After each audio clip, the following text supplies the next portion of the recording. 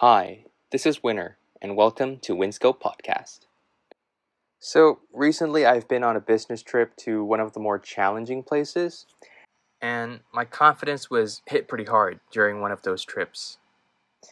And, I've been telling you guys in other episodes about how I am no stranger to imposter syndromes and work anxiety, all of which is related to how I perceive myself to be the younger ones compared to my peers, without as much experience as the rest of the team. Which is not that far from the truth, considering that I am at least 15 to 20 years younger than my peers. Having said that, I do realize that it is not healthy to focus on that, as it would become a distraction from putting in the real work. However, this doesn't mean that I am automatically able to remove this thought, this insecurity from my mind 100% of the time. And so, from time to time, when I'm not careful, or when the challenges are bigger than normal, I still fall into this trap, from time to time. And the most recent case that it has happened again, losing confidence at work, was only a few weeks ago when I was traveling to Australia. Now, my coverage is Asia Pacific, so that includes places like Southeast Asia, China, Japan, Korea. So most countries in the region, they don't speak English as their first language. So when I engage with them, when I have conversations with them, so far the nervousness, the insecurity, it kind of goes both ways. So for them, they are also nervous because they're also not that confident in their command of English to be able to ask me questions, to properly explain themselves, or to ask me questions.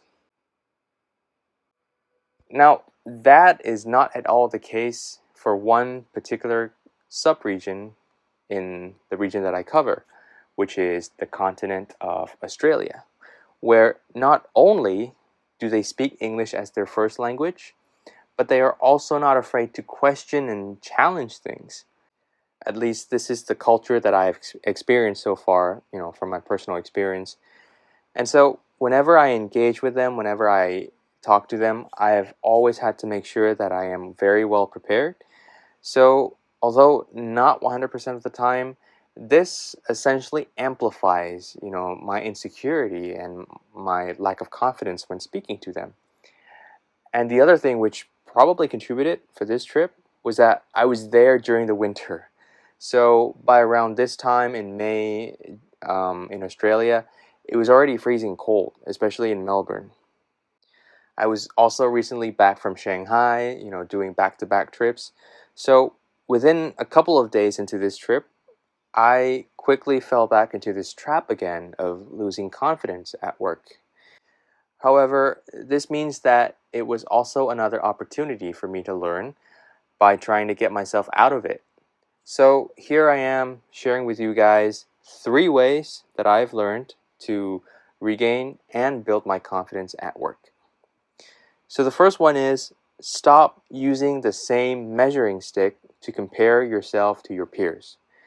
Now, this one was not obvious to me because, like me before, many might argue that, hang on, isn't that one of the ways to learn how to get better? Is to look at what other people are doing, where they are, and what we can learn from them? Well, yes and no. While it is helpful to identify opportunities for improvements by looking at your peers, it can also be rather harmful if you're using, at the same time, measuring your contribution at work using the same criteria.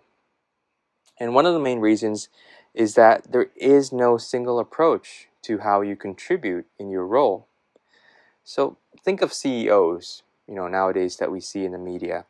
There are so many types of CEOs, and not all CEOs make public appearances or appear in podcast episodes like Elon Musk. But does that make them a bad CEO?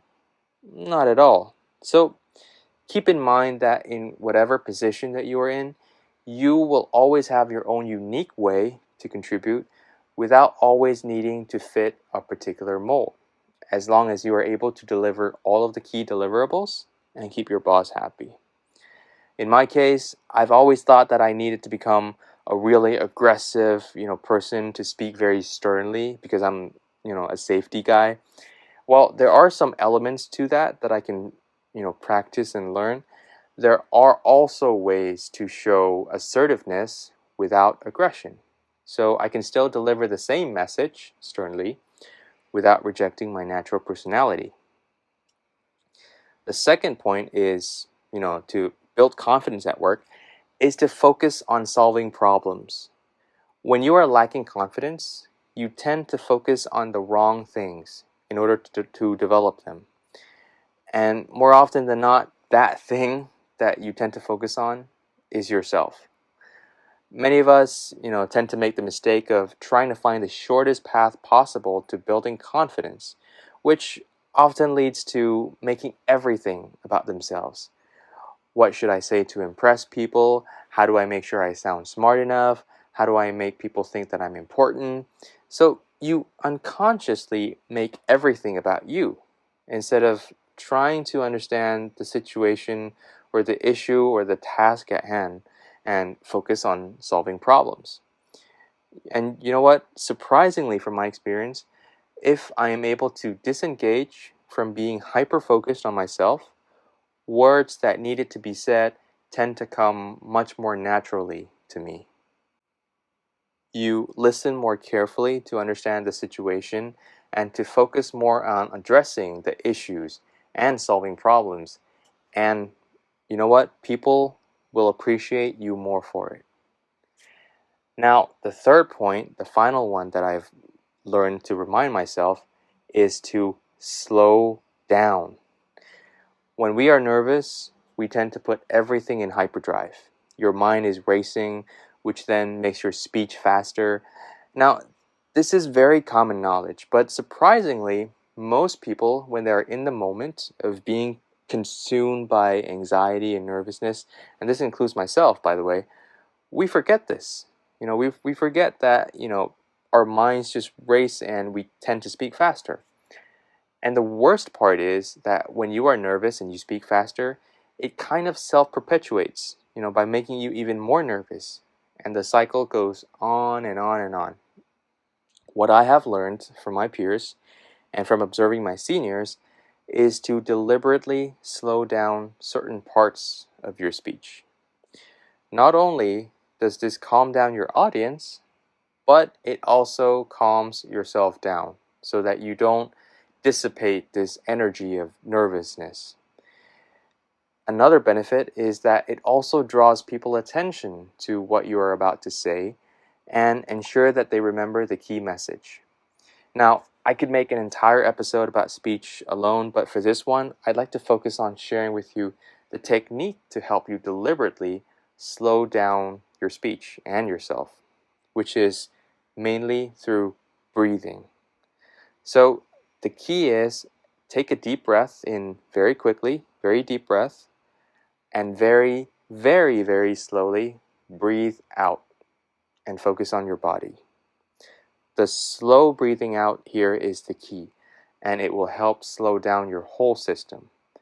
So you breathe in very quickly and then slowly, slowly, slowly breathe out. Repeat as much as necessary. So those are the three main things that I've had to relearn and use very recently to get myself out of that trap of losing confidence at work.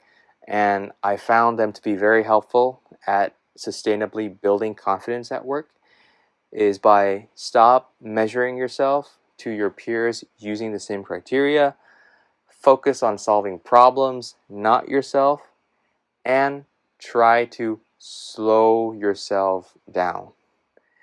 This was from a very recent experience. I fell into this trap and I was able to bounce back eventually. So I hope you enjoy. I hope you learned something. That's it for this episode, and I'll see you in the next one.